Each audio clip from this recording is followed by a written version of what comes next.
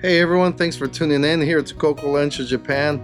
If you hear some noise in the background, that's a crew over there working on our backyard, cleaning up, so in preparation for our garden here as we continue renovating this beautiful house in the countryside of Japan.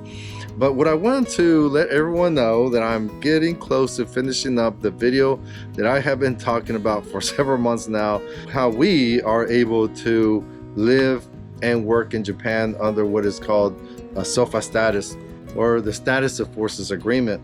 Basically, you can work and live at a U.S. Military installation throughout the world, wherever there are U.S. forces. It sounds intimidating, but it really isn't. So what I want to do is share with everyone my experience, how I'm able to do it, and how I have been doing it for the past 6.5 years. So please stay tuned for that. As we speak, there are some really cool opportunities happening in Japan right now. Some of the changes that are happening is recently announced is the digital Nomad visa. Basically, you're working from afar via the internet or whatever the case may be. Some of the stipulations is that you have to be able to show that you can generate an income of about 10 million yen. So it depends on the yen rate, but that could be around 65,000 US dollars.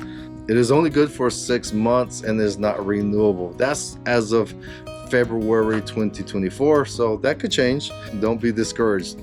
Another one is the startup visa, basically where you have the opportunity to come to Japan and start up a business.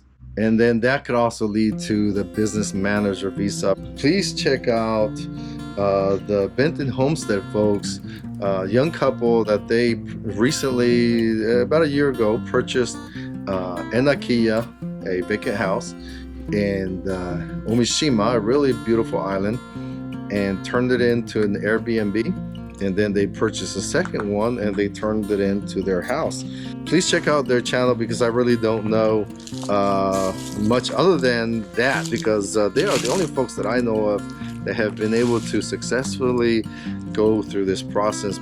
It started off with certain say prefectures or areas, and then it's starting to open up more and more throughout Japan. So that's another exciting opportunity. So check them out, and also stay tuned for a video because we are going to visit them end of March, and then hopefully we're able to check out the island and whatnot, and we'll be staying at the Airbnb that they opened up. All right, folks, so again, I just wanted to go ahead and let everyone know. I think having lived here in Japan for the past 6.5 years, I have a unique experience how to find employment and how to reside here in Japan.